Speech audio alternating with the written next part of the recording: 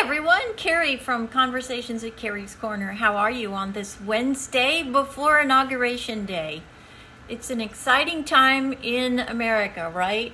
I hope all of us can come together and celebrate how our country works. You know, we had an election, it was certified, and now we have a new president that's coming in next week. And I wanted to talk to you about one of those particular areas of our government and a process that I am witnessing, and I'm finding it unacceptable. I'm finding the conduct unbeneath the standard for this mighty nation that we all live in. But before we talk about that, let's just talk a little bit about Conversations at Kerrie's Korner. What is it all about? Who am I? Well, I'm just an average person who believes very strongly in our way of life, our country, free enterprise. I'm an entrepreneur. I'm married, 3 beautiful children, 4 grandchildren. I work hard. I have 2 companies. And I feel like our country has been torn apart by a political system, and I'm part of the movement to try to take that back. We don't talk to each other anymore. You know, we used to be able to go and debate rationally, passionately, but rationally, calmly, the differences between us. We can't do that anymore. And that is the reason this country is so divided. That is the reason we were on the brink of civil war if Donald Trump had been assassinated. And as a society, we've got to be able to speak to each other. We've got to communicate. We've got to respect each other's opinion. You don't have to agree with me. I'm not going to probably agree with you. That is okay. We've got to learn to talk about things. And Conversations at Kerrie's Korner is what this is all about. Starting a conversation between different people, different points of view, respecting those different points of view, and engaging others to participate in the conversation. Today, after watching the first congressional hearings for a new cabinet member, I'm appalled. I'm disgusted. I'm embarrassed for our country. I'm embarrassed for the process. This is a mighty, mighty nation that we have so much to be proud of. The conduct of what I saw yesterday in Congress is not one of them. This country was formed one nation under God. We believe in God. God is all powerful, and He is the only one that can pass judgment on a sinner. And we are all sinners. We have all sinned. Every single human being has sinned with the exception of Jesus Christ, if you believe this. So for congressmen and women to conduct themselves in such a authoritarian position that they could pass judgment on another human being, I find appalling and repugnant and disgraceful and unprofessional and just absolutely disgusting. You are belittling the process by being judge and jury on another human being. Your job is determined to whether that person has the skill set to become the cabinet member for whatever the position it is. It is not your place to pass judgment on them. It is not your place to accuse them of an extramarital affair or lying or really anything else. Your job is to determine whether or not that individual can do the job based upon their skills. Obviously, they have the skills, or the next president wouldn't have nominated them to be in this position. Your job is to verify their skill level. Are they skilled enough to be the cabinet member?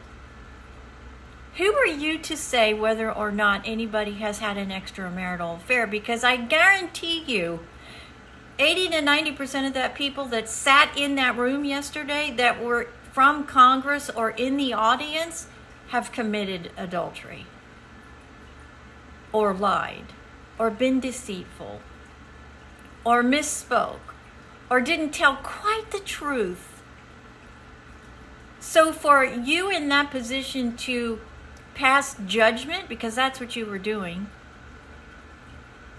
is a disgrace. It is beneath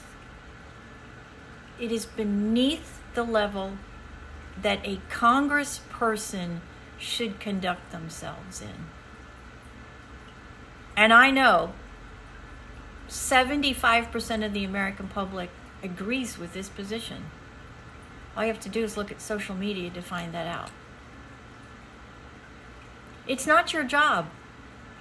It is not your job. Your job is to verify this individual has the skill set to sit on that cabinet to be the head of that department. That is it. I'm calling on you to do your job. The American people are so sick of this exact thing. Your inability to do the job that you were sent to Washington to do. And I promise you, the American people are taking notes. The American people are making sure that these people who are not doing their job will not remain in Washington, because the American people are done. The one thing the election did, and the left, we can thank you for this, the left woke up the American people. And the American people have had enough. We've had enough of the lies, the deceit, the gout, the living off of American people for career politicians who shouldn't even be there. We have one leaving that's been in Washington 50 years, and he has done nothing but siphon money off of the American public. Your job is to be congressmen and women, not to pass judgment on other human beings, because you have no right to do so. Your glass house will fall because you are a sinner. We all are.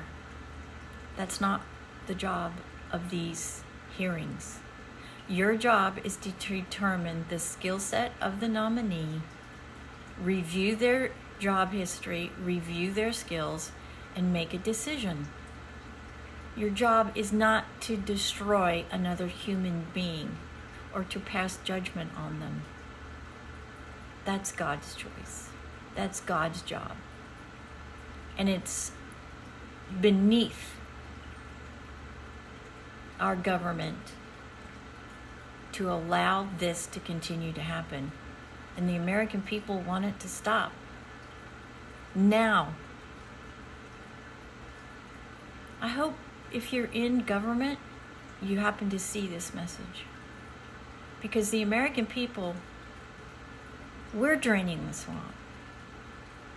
Donald Trump just happens to be the vessel for what we want. We've had enough. We've had decades and decades of abuse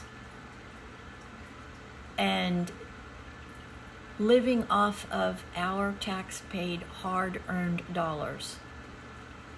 And it will stop. This is why so many of you hate Donald Trump. Because he's our voice. And you can't persuade him. You can't buy him off. And he has our mandate.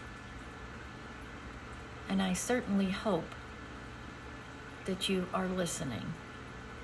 Of course, if you want to keep your job. If you don't, that's okay.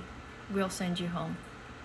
We need dedicated, professional, public servants to be in our halls of government. That's who we need. Not career politicians who are only concerned about how much money they are going to put in their pocket. So that's my message for this Wednesday before Donald Trump is our 47th president. There's a lot of unhappy people. I get it. There's always a winner and a loser. But I think America will be the ultimate winner, because I feel like we will be able to start a recovery that's going to take decades. But we all must work together as a society and as a country and hold our leaders accountable with real justice, not political justice. Conversations at Kerrie's Korner. We have 2 podcasts a week, and I'd love your feedback. I'm not afraid to hear from you. You can disagree. That's what this is all about, starting a conversation. Because when we have a conversation, that's when real change can happen, where we can make real change, where we can get our country headed back in the right direction, where everyone has ultimate and endless possibilities. That's why America is the greatest country on earth, because there are endless possibilities for those people who are willing to work hard. And if we are willing to work hard, we expect our government employees to do the same and act in an appropriate manner. Your hearings yesterday were a disgrace, and they are beneath this mighty country. We are much better than what was displayed yesterday, and I certainly hope moving forward you conduct yourselves in the appropriate manner. This is Kerrie from Conversations at Kerrie's Korner. Many blessings on this Wednesday, January 2025. God bless everybody, and we'll see you the next time. I do want to hear from you, so just reach out and send me your feedback. If you have ideas on topics too, I would love to hear you on that. This is a true place to come together and have conversation. And every opinion is welcome. I may not agree, but it's always welcome. Take care, be safe, and God bless this mighty country, the United States of America. We'll see you the next time.